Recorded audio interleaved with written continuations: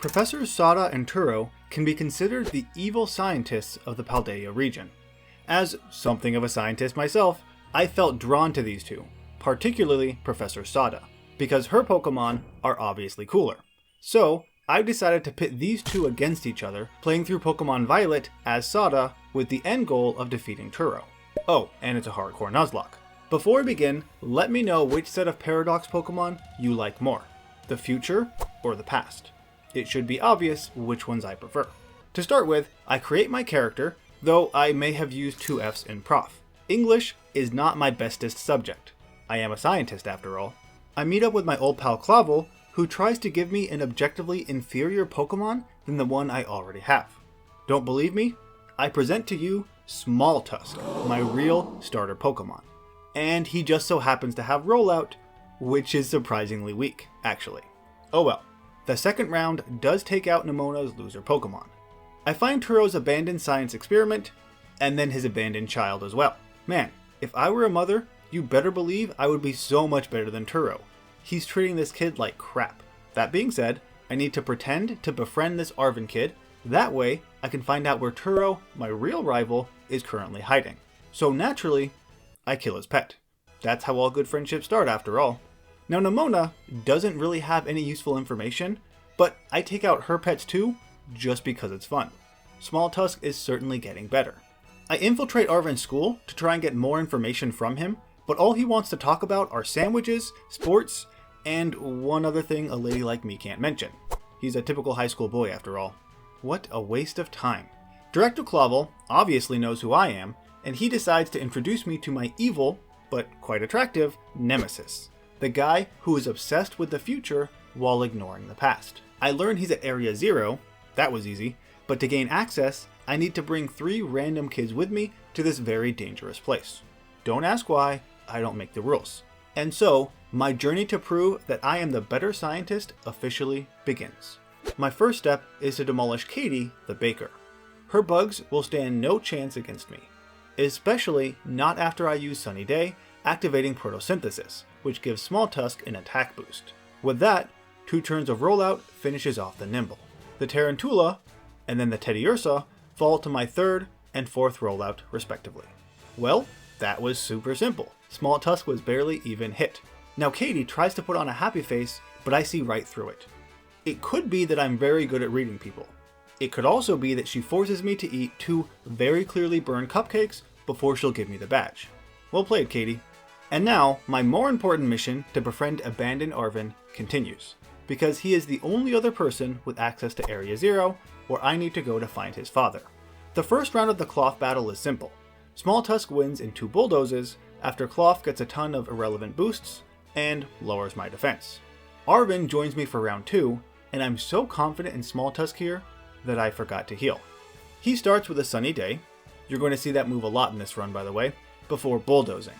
On the second hit, he kills both the Cloth and the Shelder at the same time, because he's just that good.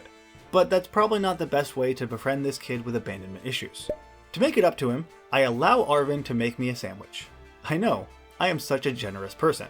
Besides, I'm too busy with the science to make my own food. Professor Turo calls, and to the layman, he appears to just be talking about Miraidon's new powers. But in actuality, he is taunting me and insinuating that my Pokemon are weak.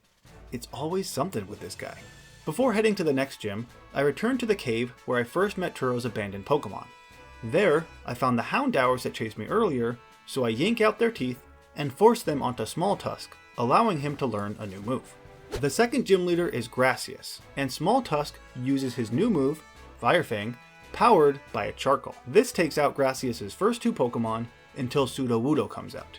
I'm hoping that Fire Fang is a 2-hit kill here, and it will be, because I got a crit. That was lucky, but I really should have just started by setting up the sun. Either way, even after that Trailblaze, Smalltusk outspeeds the Grass Tree and wins me the 2nd badge.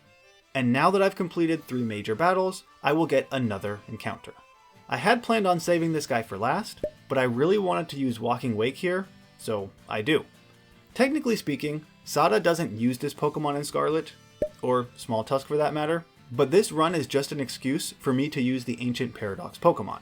And subscribing to my channel gives you an excuse to watch more of my videos. It's a win-win.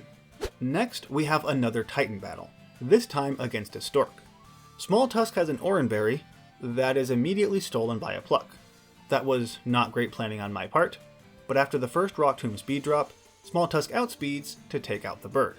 And once again, after doing half the work already, Lonely Arven shows up to try and split the rest of the job. Being a scientist who is good at the maths, that means that I do at least 75% of the work. More, because Arven sucks. I decide to risk a crit here, that I may or may not survive, and leave in Small Tusk. The bird targets Knackley instead, which was pretty nice, so after 2 Rock Tombs and a Smackdown, we have defeated this Titan too. Arven and I bond over food again, and I learn about his sick dog. Even after a single glance, I can see that this guy has contracted Area Zeroitis. You can probably guess where he got it from. It's not a well-known disease after all. This means that Arven does have access to that place, just like I thought, and he can get me in, so I need to stay in his good graces, which means I abandoned him to do some other irrelevant stuff. At the first Team Star hideout, I encounter Clive, who is obviously Director Clavel, but since I too am an adult infiltrating this school, we both decide to say nothing about it. It's better that way for everyone. Us creepy adults gotta stick together. To gain access to the Star Raid, I actually had to get another Paradox Pokemon a little bit early, and Screamtail is immediately thrown into battle. Speaking of, during this battle, I see how ginormous Walking Wake actually is. I guess it makes sense if he's supposed to be a dinosaur-like Pokemon, he's just bigger than I anticipated. I pass the raid with Walking Colors, and I'm ready to face Giacomo. This guy's Pawniard immediately falls to a single Bulldoze. That was a good start. The Starmobile comes out to intimidate me, and it totally works. So I pivot to Crawling Wake on a Swift, then before he can use Water Pulse, he falls asleep from a Wicked Torque. Well, that was perfect. He is the only Pokemon on my team right now without a Chestoberry. So yeah, I leave him in for a turn, but he fails to wake up, and then gets Metal Sounded. I swap to Screamtail, who will get a nickname shortly, I just forgot, and proceed to use Noble Roar 3 times. Even though she's a Fairy type, she won't learn any Fairy moves until level 40-freaking-2, so I don't feel so bad about lowering his attack. Screamtail uses Sunny Day on her last turn, before switching places with Small Tusk, who avoids a Metal Sound. Bulldoze is not doing all that much, and even after 3 hits, Small Tusk is still slower. When the sun wears off, the Starmobile is down to around a third of his health, and I decide to be stupid and start a rollout. It does basically nothing. After 3 hits, the rollout misses right when it would have defeated the car, and Small Tusk gets down pretty low. That was not a great move. I risk a crit here, again, getting down to 16 HP before finally defeating the Starmobile. Well, that was not a great fight, to put it mildly. I am very disappointed in my Pokemon. It's not my fault. I'm an infallible scientist. They're the ones who failed to live up to my expectations. Be better, guys. Being the kind-hearted woman that I am, I give them another chance in the Nemona fight right before the 3rd gym. And Small Tusk does not disappoint. Her first 2 Pokemon fall to muscle-banded Bulldozes. The Crocalor does manage to survive the hit, and wastes his turn with a yawn. Well, at least one of my Pokemon is no longer a failure. Iono has this absurd idea to put me on her stream, but I'm incognito right now. I can't let all these people know who I am, which I suppose I shouldn't have used my real name in that case, but it's too late for that now. For this battle, I use Whispertail, who has an Ice Fang. The Waltrel survives the hit and proceeds to steal my Cherry Berry. He doesn't even need it. Insufferable bird. When the Belly Bolt comes out, naturally, he immediately paralyzes me. If only I had some held item to prevent that. I lower his attack a few times with Noble Roar, and then deal a tiny bit of damage with Bite and Ice Fang.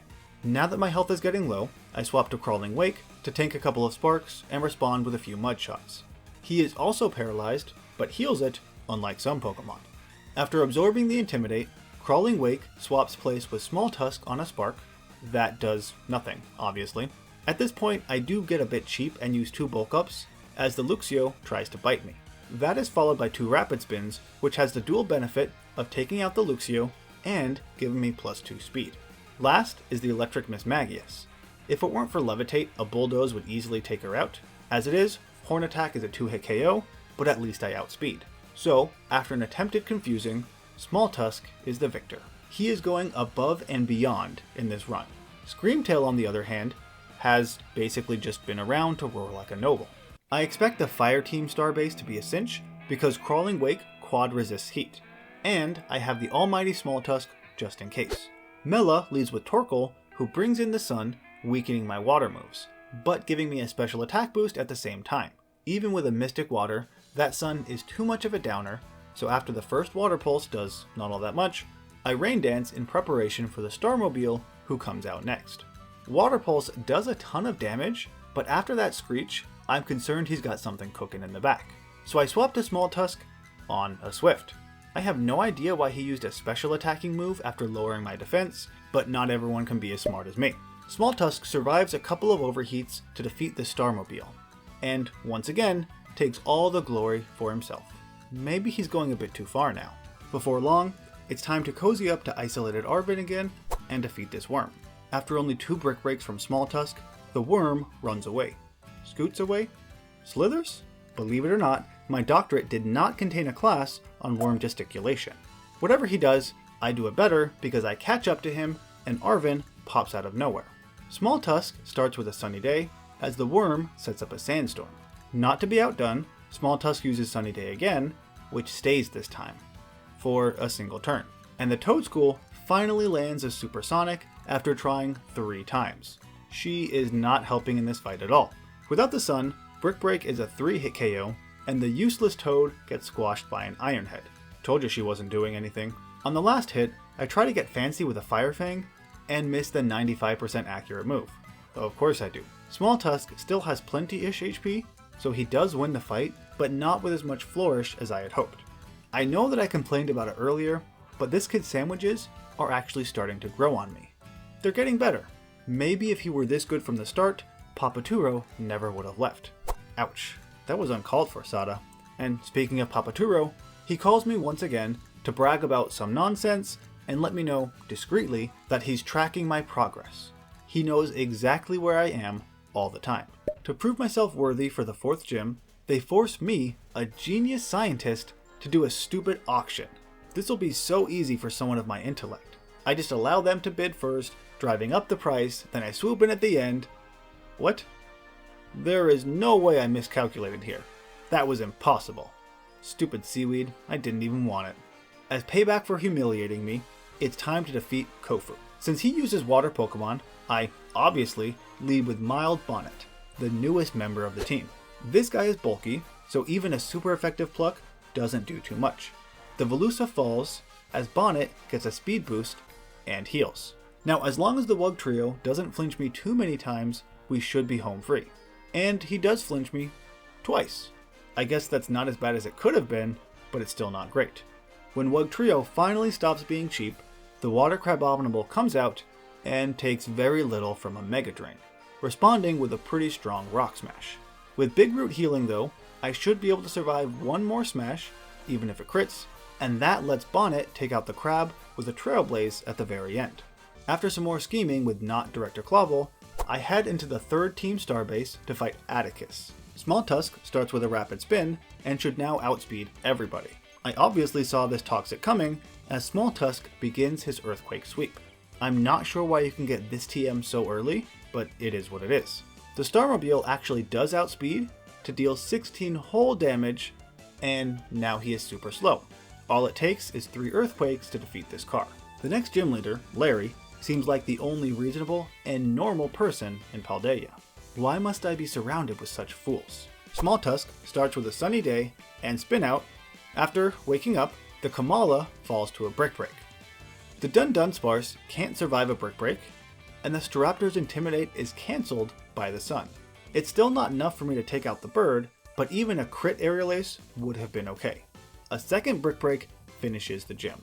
Sorry I had to do that to you, Larry. You're a cool guy. You know who isn't? Nemona. And that's not just because she's a girl. It's mostly because I get literally 0 seconds to rest before she too demands a battle. And this adult figure doesn't even scold her for her impudence, so that task falls to me. Smalltusk once again shows his worth by earthquaking the Lycanroc. For the Goomy, I decide to swap out because it was raining like 5 seconds ago, and it stopped as soon as I made this swap. Either way, Crawling Wake takes the Water Pulse, but the Gumi survives a Dragon Breath with basically no HP. That was lame. We trade dragon moves until my Raptor is the winner. I pivot to Small Tusk for the Pommel and take another quick attack before knocking it out. Last is Nemona Skeledirge, but with Small Tusk here, I am perfectly positioned to knock him out with an Earthquake. Or not. Then he takes a Terra boosted Torch Song straight to the face. That was a close one. He almost died. I didn't do any calculations in this fight because I assumed that Earthquake would sweep everybody, and I forgot how high Skeledirge's defense actually is. It's around this point in the game where the obvious advantage of using Paradox Pokemon is mitigated a bit. Things were so much easier squashing little bugs with Small Tusk, but now he has to pick on Pokemon his own size. I find a bunch of teenagers wasting their time at a concert, so naturally, I give them something a bit more intellectually stimulating to do. Watch me destroy their idol. Celebrity worship is harming our society anyway.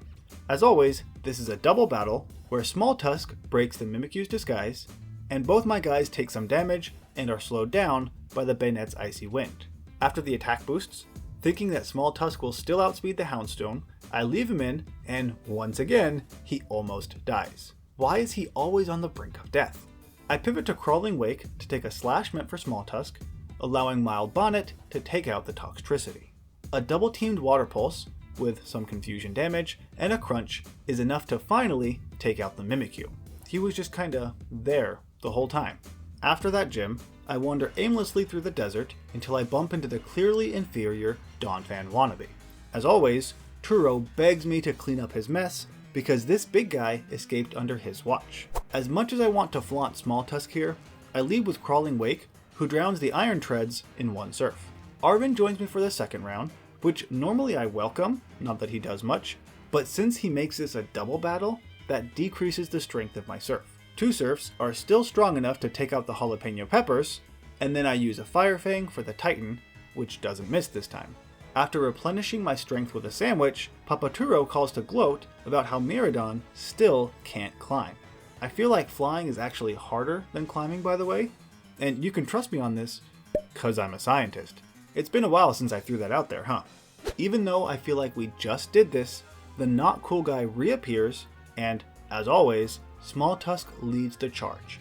But this time, he fails spectacularly. A tiny bit of sand is all it takes to make him miss 3 Earthquakes in a row.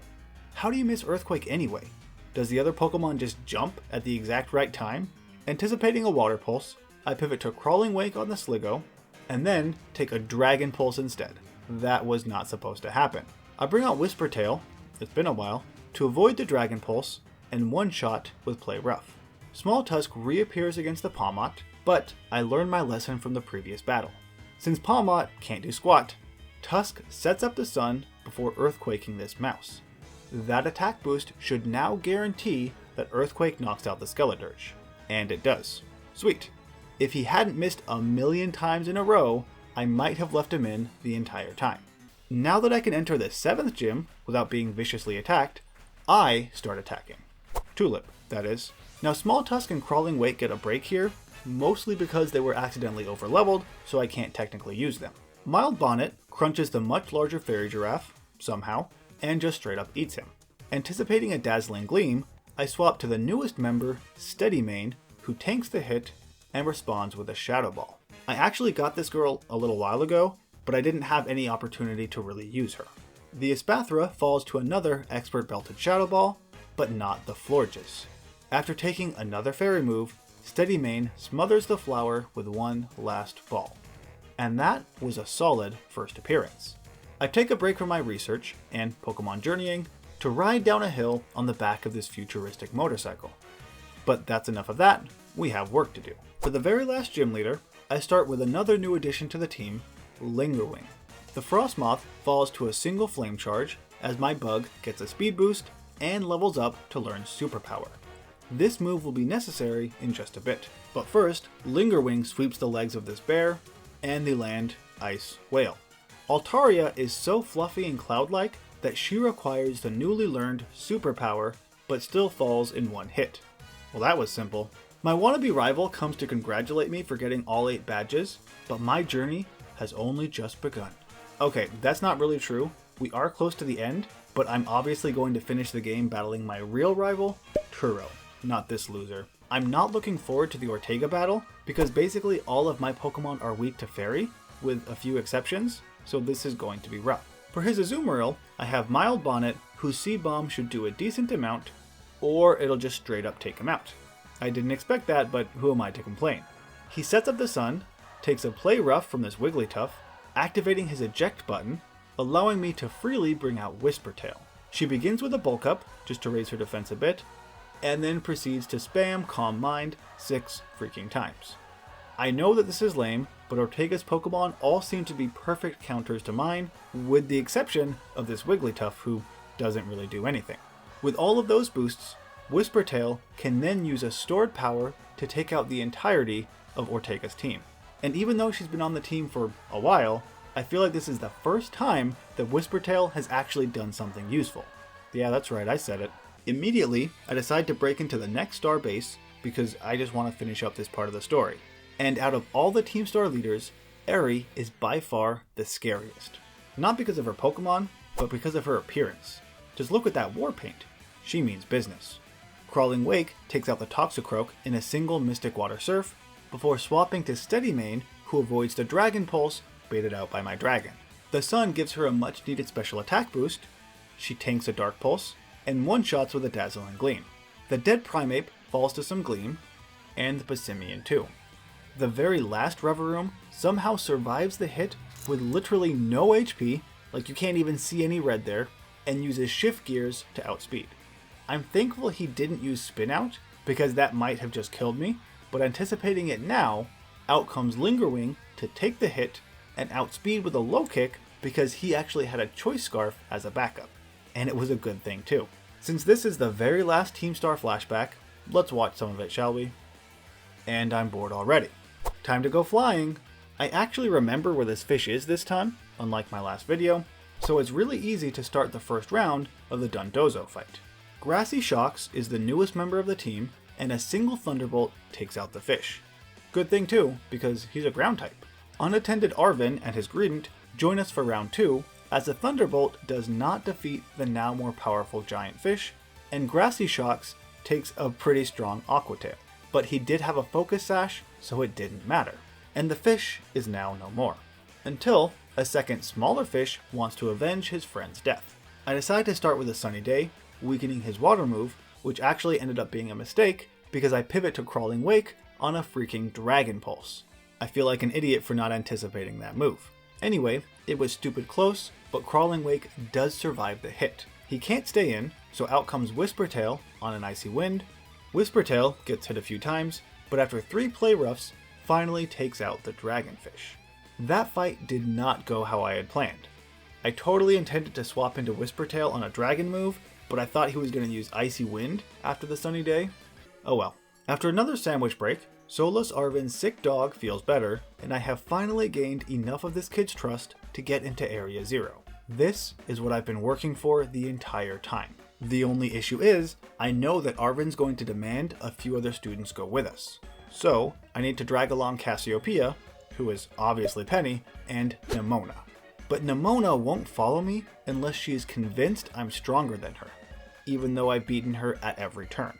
That means it's Elite Four time. Funny how it always comes to that, huh? I passed the written portion of the exam. This thing must have been made for babies. Literally everybody could pass this thing. And I begin my destruction of the Elite Four. Mild Bonnet takes out the Wish Cast with a Seed Bomb as I pivot to Crawling Wake, anticipating a Fire Blast. He uses Yawn instead. But I think I can still work with this. Maybe. I was hoping to show off Hydro Steam, which is Crawling Wake's new unique move, but it looks like that's not going to happen. He takes an Earthquake from the Dawn Fan, and it was stupid of me to not swap, but I do so now to bring out Mild Bonnet, baiting out a Poison Jab. So I then pivot back into Crawling Wake to take the hit and break the Sturdy with a Rocky Helmet. I then swap back to Mild Bonnet on another Earthquake, and finally Seed Bomb the Elephant. That was not super smooth. The Dugtrio outspeeds to use Sandstorm, but he only exists to give me a speed boost for the Clodsire. Not that I need it, because that guy is slow. Clodsire stalls with Protect, but it's just a waste of time because he can't survive an Expert Belted Seed Bomb. 1 down, only 4 more to go. Which is confusing, since it's called the Elite Four, not the Elite Four plus champion. Poppy is next, and as you might expect, Lingerwing again sweeps the legs, proving that ancient Chinese proverb, the bigger they are, the harder low kick hits. My fighting bug does not want to face Corviknight, obviously, but Grassy Shocks does. Brave Bird deals very little, while Grassy Shocks deals a lot. With an air balloon, Steady Mane is able to avoid Bronzon's Earthquake on the swap and one-shots with a Shadow Ball. Anticipating a steal move, Grassy Shocks returns to meet his future self, who uses a Light Screen. To offset that a bit, he sets up the Sun after the first Earth Power, and is burned by Magnezone's Tri-Attack. On the one hand, that certainly does suck, but I'd rather be burned right now than paralyzed or frozen, so I guess I shouldn't complain. I'm hoping to one-shot the Tinkaton, even with Light Screen, but don't even come close. Tinkaton uses Play Rough, but it's more like Play Smooth, because it did so little, and then falls to a second Earth Power. Some people might feel guilty about beating up a literal toddler and making her cry, but not me. In my mind, the end, defeating Turo, justifies the means, squashing kids. It turns out that Larry is not only a gym leader, but also a member of the Elite Four. I knew I liked him for a reason. He's a go-getter, just like me. Too bad for him, he's standing in my way as I need to go and get to Area 0. Grassy Shocks isn't done with his role yet, so he starts with a power gem that doesn't quite kill Tropius, allowing it to use Sunny Day, boosting my special attack. If he hadn't done that, I would have. Even after Tropius' speed boost, Grassy Shocks outspeeds. The Altaria falls to a single power gem, thanks to the Sun boost, and the Staraptor to a Thunderbolt. Then it's back to power gem for the Oricorio, and back to Thunderbolt for the Flamigo. For once, I'm glad that fight actually went the way it was supposed to. Sorry Larry, but I had no choice. For the Hassle fight, Steady Mane is guaranteed to outspeed and one-shot the Noivern, so I lead with her, and that's exactly what happens. I swap to Crawling Wake on an Iron Head, that does very little, and he responds with an Expert Belted Dragon Pulse. The same thing happens with the Flapple, as well as the Dragalge, and the Baxcalibur too. Dragons are tough, but if you have a faster, tougher dragon Pokemon, and 2 fairies, they're easy enough to overcome. Last in the Elite Four plus champion is Geeta. Her Espathra outspeeds me, which was surprising because I thought I had enough speed EVs. Either way, Lingerwing lunges right back. He does the same thing for the Go-Goat, but for the King Gambit, he's right back to his old sweep the leg trick. Another lunge for the Velusa, and one last low kick for the Avalugg. Now we're at Geeta's Ace, who loses her poison type, gaining a weakness to Lingerwing's superpower. So now I'm the champion, which is cool and all, but there are a few last battles I need to win before my journey can come to its conclusion. First is Clive, who is finally ready to admit that he was a grown man sulking around young kids. Now you might argue I'm doing the same thing, but it's different because of the science. After the Elite Four, I get my last new Pokemon, Whimpermoon, who gives the Oranguru Lockjaw in a single bite. Unlike the normal Salamence, Whimpermoon is Dark type, so I'm not too concerned about Abomasnow, and he takes it out with 2 X-Scissors. I swap to Grassy Shocks on the Gyarados, who avoids an Earthquake, thanks to the Air Balloon, and one-shots the Water Snake. Houndoom survives an Earth Power because of the Aurora Veil, and does a decent chunk of damage with Fire Blast, but then the Veil wears off. Whimpermoon makes a comeback on the Poltegeist, takes basically nothing from Shadow Ball, and uses another Jaw Lock. Last is Meowscarada, but even after losing her Dark type, she can't withstand even a single Expert Belted X-Scissor. What a great way to introduce Whimpermoon to the team, huh? In case you were wondering, I based the order in which I got these Pokemon on the Pokedex. I didn't just get them when I felt like it, aside from Crawling Wake, I suppose. Time, not to be confused with the gym leader Rhyme, shows up to rightfully scold Clavel for fighting with a student. That's not something teachers are typically allowed to do. But students can fight other students. We're basically encouraged to, actually. This is a weird place. Lonesome Arvin and I meet up at Papa Turo's lab, and my suspicions are confirmed that Turo is in fact in Area 0, pretending to be a real scientist doing his so-called research. He's nothing but a quack. I'm ready to face him right now, but Arvin still thinks we need to form a team before we can enter. And as part of the team building exercise, Arvin challenges me to a Pokemon battle. It's not so much a battle, however, as it is a slaughter. Lingerwing comes out with an expert belt and one-shots the entirety of his team with close combats and a single lunge for the Toad's Cruel. Basically, Arvin never stood a chance, and he shouldn't have risked his finally healthy dog father. Arvin suggests that we need a champion level trainer and someone who's good with electronics. I 100% fit both descriptions, but that's not good enough, I suppose. So, I meet up with Cassiopeia, who is obviously Penny. I figured that out with deductive reasoning ages ago. Her team of evolutions is strong, but not strong enough. Lingerwing one-shots the Umbreon with a close combat, and earthquakes the Flareon before swapping to Mild Bonnet on the Vaporeon. He immediately gets his attack lowered twice, which means Trailblaze is now a 3-hit KO. But that's fine, and he takes out the Water Fox, only getting hit once. Anticipating Leafeon's 4 times effective X-Scissor, Steadymane pops out to tank the hit like nothing and responds with a Mystical Fire for the knockout. The Jolteon requires 2 Shadow Balls and hits a decent Thunder, but it wasn't enough.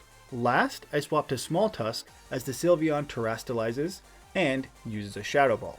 But he responds with an Expert Belted Iron Head that doesn't quite do it, actually, and falls to a Moonblast as a result. I was sure that Iron Head would be enough.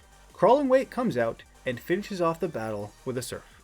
I guess it was inevitable that Small Tusk would be the first to fall, because I've relied on him countless times in this run. But that just makes this even worse, because he basically always did such a great job.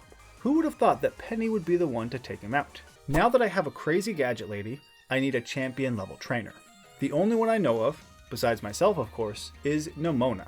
Because he did such a good job in the Arvin fight, Lingerwing takes the lead and, you guessed it, uses close combat after the Lycan Stealth Rocks. And then this girl tries to take credit for my strategies? Get over yourself, lady. Lingerwing has an Earthquake for the Palmot, and then another close combat for the Dunsparce. And in case you couldn't tell, the Expert Belt is basically my favorite held item. This tiny Earthworm also falls to a close combat, but Lingerwing finally meets his match against Goodra. He swaps with Steadymane on a Dragon Pulse, but her Dazzling Gleam is just a bit too weak. This means I need to change plans a bit. Crawling Weight comes out on a Muddy Water and takes out the tiny bit of HP that Goodra has left. At full health, Steadymane could have taken a Shadow Ball from Skeledirge, but not after being hit. Instead, Crawling Wake just submerges the Firecroc with a Surf. After completing my team with 3 hormonal teenagers, we all enter the Great Crater in search of Professor Turo.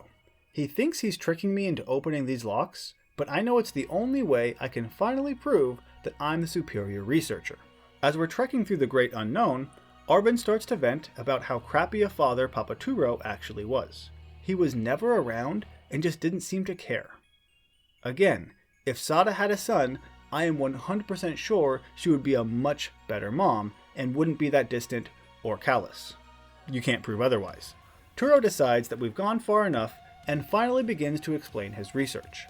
It turns out this quack somehow did something productive and actually made a time machine. But it's only a one-way time machine because he can't even do that right. Anyway, I open the last lock and a bunch of Pokemon run away, making a break for freedom.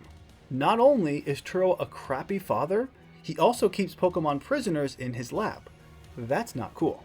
Finally, I can enter this lab where I discover that he is just a robot, and the real one died some time ago. So I've been competing with AI this entire time?